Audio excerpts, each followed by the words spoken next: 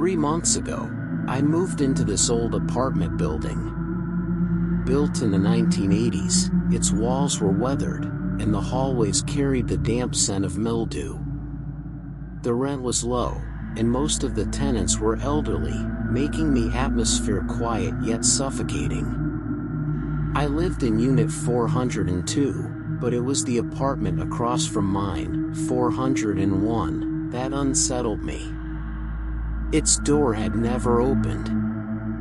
The unit number looked worn, as if it had been replaced at some point. Every day, on my way to and from work, I would instinctively glance at 401, yet I had never seen anyone enter or leave.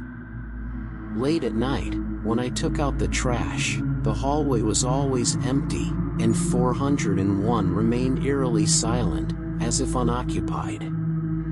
However, in the dead of night, faint murmurs sometimes leaked from behind the door, like someone speaking to themselves, soft, indistinct. Occasionally, I would hear a heavy dragging sound, as if something was being slowly pulled across the floor. Once, I pressed my ear to the door, hoping to hear more clearly, but at that exact moment, the noises abruptly ceased. The hallway fell into a suffocating silence. I could feel it. Someone was behind that door, holding their breath, listening to me. What truly disturbed me, though, was the old photograph that appeared in my mailbox one morning. The edges were curled, and the paper had yellowed with age.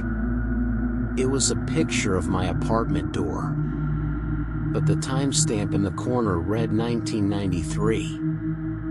30 years ago? Even stranger, the door in the photo wasn't labeled 402. It was marked 403. Had this apartment once been 403?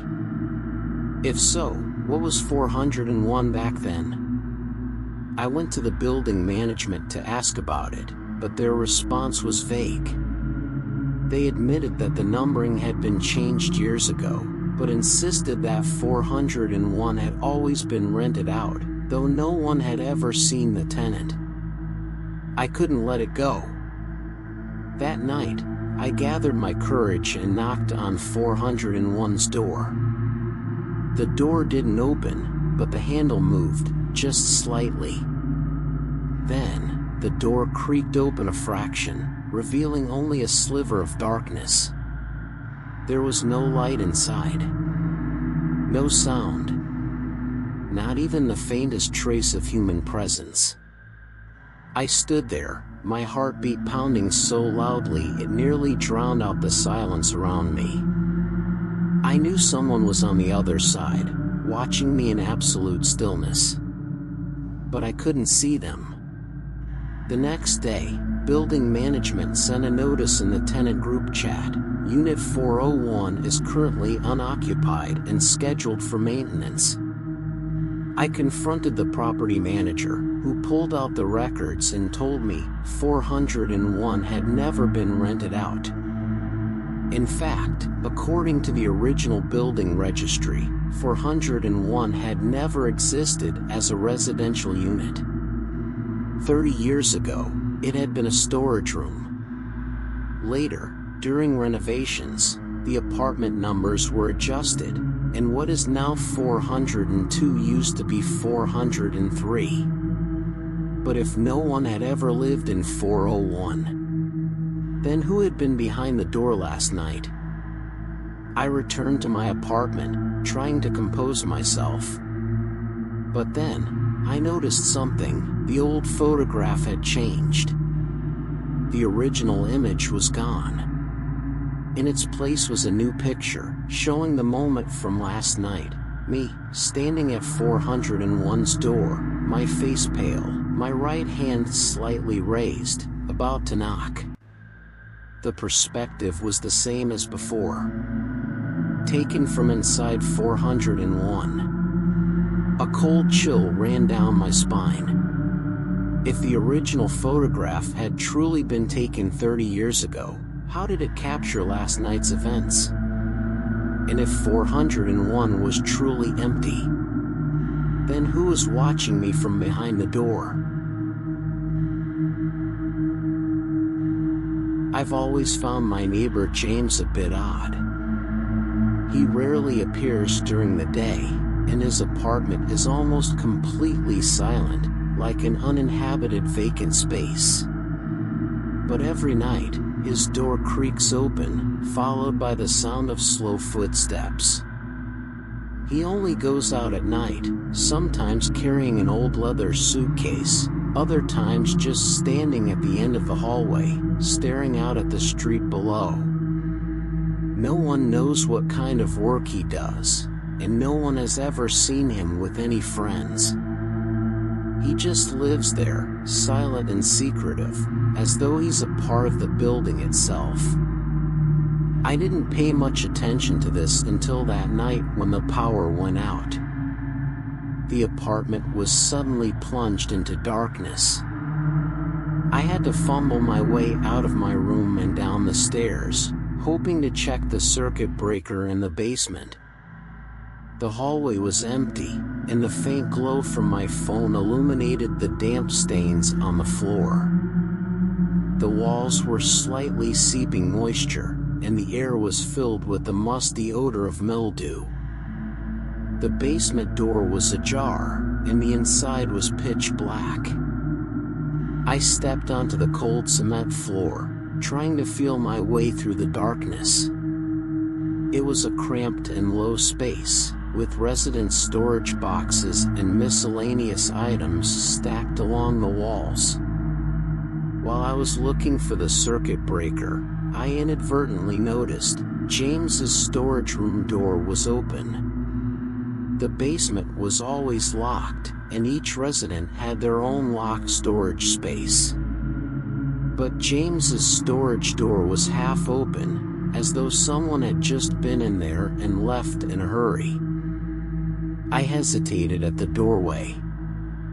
The air smelled odd, not the usual musty basement smell, but a mixture of rust and damp wood.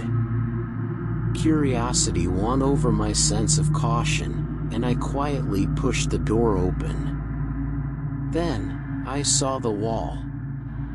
The dim light revealed the wall covered with photographs. Each one was taken in secret, people in the elevator looking at their phones, someone half-turning when opening their door, another person standing by the window, with only darkness behind them. It seemed like every resident had been photographed, but there were no labels or explanations, just silent, haunting images. But what made my heart race was the photo in the center of the wall. It was of my bedroom. In the photo, my bed was neatly made, the curtains slightly parted, showing the night sky outside. The angle from which the photo was taken was strange, as if from a higher vantage point looking down, but there was no such position in my room. My heartbeat quickened. I fought to keep calm as I inspected the photo closely. Then, I noticed something even more unsettling. The time on all the photos was exactly 3 a.m. A cold shiver crawled up my spine, and my fingers began to tremble. Who took these? James? How did he manage to do this? More importantly, why did he take these photos? Just then, I heard a faint sound near the stairs. Someone was moving, their footsteps so soft I could barely hear them. I snapped back to reality, my heart hammering in my chest. Almost instinctively, I quickly backed out of the storage room, closed the door, and tiptoed toward the stairs. I didn't dare to look back, afraid even the smallest noise would give me away. When I finally reached the door to my apartment, my fingers felt numb with nervousness. I took out my key to open the door. Then, I saw a piece of paper slipped under the door. The paper was slightly yellowed, as if someone had held it in their hand for a long time before slipping it inside. It only had one sentence written on it. "You shouldn't have come in." In an instant, cold sweat soaked my back. I slowly looked up, staring down the hallway. James's door was slowly creaking open. After moving into my new apartment, I quickly noticed something strange. Every night at exactly midnight, 3 knocks would sound from the wall next door. The sound was deep and rhythmic, occurring at the same time each night, like a ritual. I tried to convince myself that it was just the building settling or some odd coincidence. But as time went on, I realized it never stopped. What unsettled me even more was that I had never seen my neighbor come or go. The door remained shut during the day, with no sign of life. Even the dust on the hallway carpet was undisturbed, as if no one had stepped on it in a long time. Yet, come midnight, those 3 knocks would always arrive, like a reminder. Someone was there. This strange ritual continued for 2 weeks. Then, one night, on a whim, I knocked back 3 times. The air seemed to freeze. A few seconds later, frantic knocking erupted from the other side of the wall, faster, harder. My chest tightened, and cold sweat seeped into my palms. This wasn't just some random noise. It was an answer. Whoever, or whatever, was next door had noticed me. And it seemed excited. The next day, I worked up the courage to slip a note under the door, scribbling just 3 words. "Who are you?" I thought it was a pointless gesture, but when I returned home that evening, the note was gone. And in its place, a new piece of paper had been shoved under my door. The paper was yellowed, its edges frayed. The handwriting was shaky, uneven, as if written by an unsteady hand. Asterisk, don't you remember? Asterisk. The note slipped from my fingers, drifting to the floor. A cold chill crawled up my spine. What did that mean? What was I supposed to remember?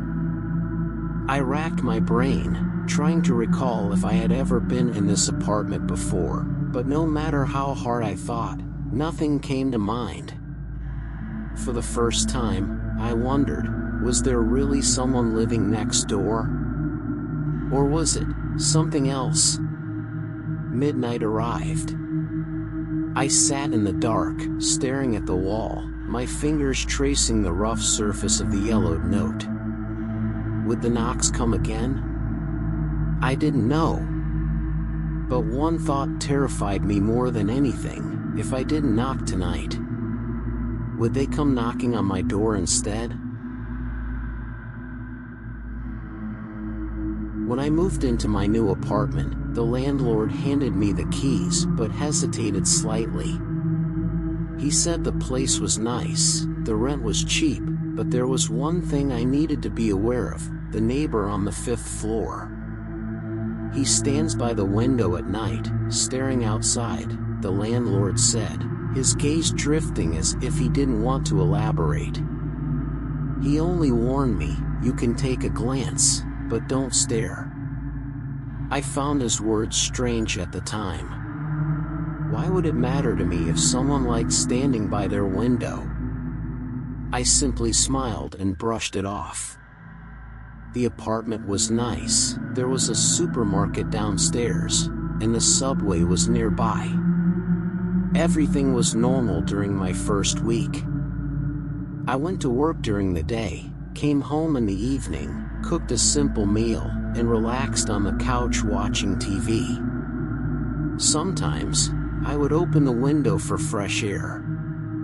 Then one night, I happened to look up at the 5th floor window. There was someone standing there. The room was completely dark, but I could make out the silhouette of a person standing rigidly, their face almost pressed against the glass, staring outside. I froze for a moment, a faint unease creeping up my spine. The landlord's warning echoed in my mind, but I told myself it was nothing, just a neighbor with a strange habit. Yet, as I was about to look away, I noticed something unsettling. The shadow seemed to have moved closer to the window. I quickly shut my window and pretended I hadn't seen anything. The next night, on my way home, I couldn't shake the image from my mind. My curiosity got the best of me, and I glanced up at the 5th floor window again. The person was still there, standing in the exact same spot. A motionless silhouette, like a cutout pasted onto the glass. But this time, I stared for a second longer. And then, I saw it. The figure's head tilted slightly, as if acknowledging my gaze. A chill crawled up my spine. I slammed my window shut, drew the curtains, and tried to steady my breathing. I kept telling myself it was just my imagination, just a trick of the light. But for some reason, I began to regret not taking the landlord's warning more seriously. On the 3rd night, anxiety and curiosity wrestled inside me. I stood by my window, staring at the 5th floor. I needed to know who that person was. Then, as I fixed my gaze on them, they suddenly disappeared. No movement. No sign of departure. Just gone. My heart skipped a beat. I quickly scanned the other windows, trying to see if they had moved somewhere else. But the entire apartment complex was eerily silent, and the 5th floor window remained pitch black, as if no one had ever been there. I swallowed hard, my hands trembling slightly. I turned to pull my curtain shut. And that's when I noticed something in the reflection of the glass. A shadow. Not mine. Someone standing right outside my window, staring in. I live on the 3rd floor. There's nothing outside but a bare concrete wall. No balcony. No ledge. No way for anyone to stand there. But the reflection was clear. Someone was there. My phone vibrated suddenly. Stiffly, I picked it up. A single message from an unknown number flashed on the screen. "You've looked 3 times." My breath hitched. I spun around. Nothing was there. The room was empty. I tried to convince myself I was imagining things, but then a soft knock echoed from my front door. Slow, rhythmic, deliberate. I held my breath and peered through the peephole. The hallway was empty. Then, my phone lit up again. Another message. "Don't open the door." I stared at the screen, my fingers hovering over the doorknob. Outside, the knocking didn't stop. On the first day I moved into this apartment, I noticed a red dress hanging on the clothes rack of the balcony upstairs. Day or night, rain or shine, it remained there, always looking freshly washed. But strangely, I had never seen anyone in that apartment, nor had I ever noticed any lights on upstairs. At first, I assumed it was something left behind by the landlord or a forgotten piece of laundry from a previous tenant. But as days passed, the dress remained untouched. Whenever the wind blew, the hem would lift slightly, as if someone were standing there wearing it. One late night, As I took out the trash, I happened to glance up at my own balcony and, inadvertently, at the one above. My breath caught in my throat. The dress had turned. It had always faced away from me before, but now, it was facing me directly, as if it were looking at me. The next day, I couldn't help but look up information about the upstairs apartment in the residents' group chat. Apartment 502. Someone had lived there years ago but moved out quickly. It had been vacant ever since. But if no one lived there, who had hung up that red dress? A shadow of unease settled in my mind. I tried to ignore it, but every time I came home, my gaze would instinctively flick up to that balcony. The dress remained untouched. Until one night. I was watching a movie in the living room when, by chance, I glanced out the window. Someone was standing on the balcony upstairs. She was wearing that familiar red dress, her long hair cascading down her back, motionless. My grip tightened around the remote, my heart pounding. 502 was supposed to be empty. I told myself it must be a temporary visitor, or maybe someone from another unit who had stepped onto the wrong balcony. But just as I was trying to rationalize it, she began to turn around. I held my breath. Through the window, I saw her face. It was completely blank. No features, no eyes, no mouth, just an empty, smooth expanse where a face should have been. I instinctively yanked the curtains shut and retreated to my bedroom, lying awake the entire night. By morning, I had had enough. I forced myself upstairs to check on apartment 502. The door was locked. Dust had gathered in the crevices, as if it hadn't been opened in years. But right at the entrance, I saw them. A trail of wet footprints, leading from the balcony to the door. My breathing grew shallow, my body cold with dread. The balcony was so high, had someone climbed up from the outside? Mustering my courage, I knocked. Silence. Eventually, I called the building management to unlock the door. The moment it swung open, a stale, musty air rushed out. Inside, the apartment was completely empty. No furniture, nothing but a thick layer of dust covering every surface, untouched for years. But when I stepped onto the balcony, I froze. The red dress. It was gone. As if it had never existed. Who was she? Back in my own apartment, I tried to convince myself that it had all been a mistake. Maybe the dress had simply blown away in the wind. Maybe I had been too exhausted and imagined everything. But that night, when I returned home and pulled back my balcony curtains, my breath caught in my throat. Hanging from my clothes rack was a red dress. This time, it was on my balcony.